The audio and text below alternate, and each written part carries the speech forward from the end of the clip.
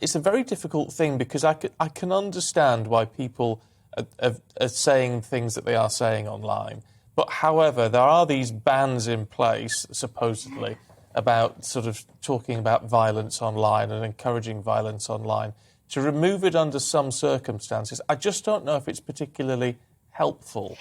But I think it's about making the subjective objective, isn't it? And you cannot. So Facebook shouldn't have this power to tell us who we can threaten with violence and who we cannot. I think they have to have one rule for everybody, because otherwise Facebook becomes nothing but I mean, there's politics all over it, but otherwise it becomes highly political. And potentially dangerous, because people have to draw a distinction, don't they? I think we've got Will back. Will, thank you for coming back to us. We were just saying, don't Facebook have a responsibility to draw a distinction between the Russian army and the Russian people? Because surely to make it OK to not censor comments for violence that might call for violence against Russian people is immoral, is it not? They are calling for violence against the Russian military. That is also not defending it. And you are completely right, Bev, in that Facebook, if it wants to behave like a media owner and like a publisher, you know, GBNews and all sorts of other broadcast organisations have a watchdog across and atop them.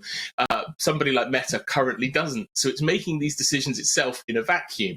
It's made this decision. And when they initially put this out, it made it sound as though anybody anywhere in the world could do this to talk about Russians. They've since clarified in a statement from Nick Clegg that it's actually just people in Ukraine are going to be able to do this. Now, and I'm not sure what you heard earlier before I got cut off, the wonders of modern technology. But there's also this issue that in Russia now, Putin is referring to Meta as an extremist organization. That's the type of language we'd use in the West to describe terrorists. So if anything, Meta have poked the ire of Russia, and Russia aren't going to let Meta back into that country after this, which opens up all sorts of conversations about will other countries start shutting Meta out, will other countries decide it's not right for their people.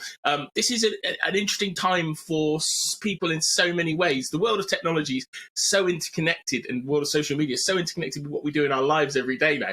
It's obvious that spills into war, but we've got all sorts of companies making decisions and views here. We've even got Chinese-owned TikTok, which is popular amongst under 25s. They've taken a decision to effectively back away slightly from Russia too. So everybody's sort of making calls and decisions about what content is acceptable and what's not.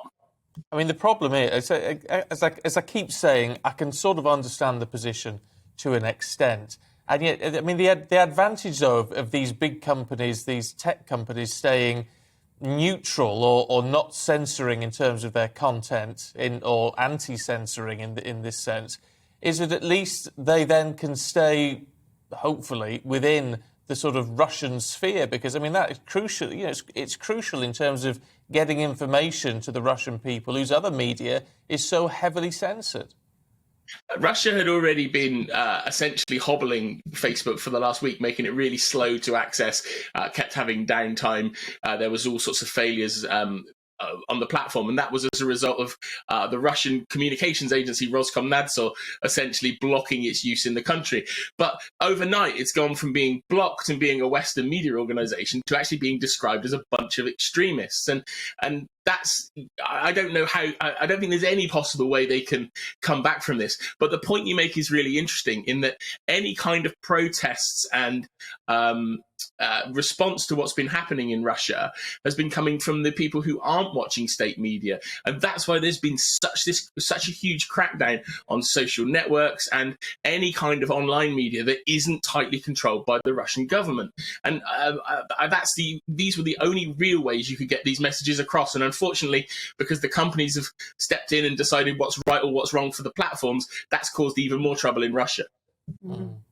Donald Trump, of course, is still banned from Facebook because of the rhetoric around the Capitol Hill riot. So is there, from Twitter and from Facebook, is there not a double standard here?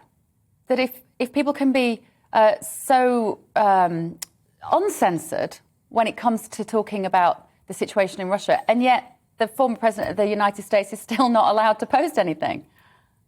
Well, these are private platforms, and that's also part of the problem here. These companies can decide whatever they like to do because they are privately run. Now, Facebook is, sorry, I keep calling them Facebook, Meta, have set up an organization called the Oversight Panel, and they're an independent board of people who meet at various points to discuss tough content decisions. The challenge with Trump was that he repeatedly posted misinformation, and he was repeatedly told to remove misinformation.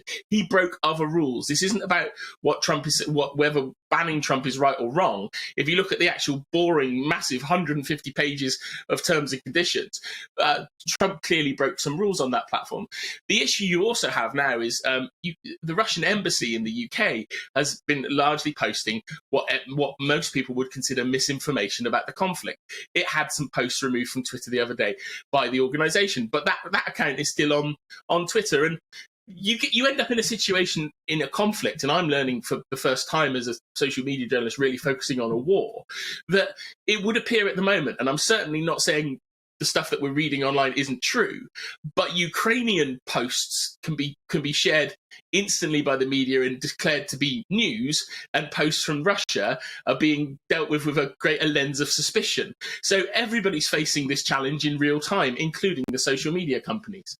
Yeah, no, you make a very valid point, Will. Thanks very much indeed for your perspective on all of that. And as we've said actually repeatedly on GB News, you've got to be very careful what you look at on social media in regard to this conflict and any other big news story, in a sense. You've got to go with verified sources, and that means looking at channels like ours and others who will tell you if something is verified. They'll tell you if it hasn't been verified as well, because that is really important. You've got to stay with the facts as much as you possibly can, and not just with any sort of speculation that's out there.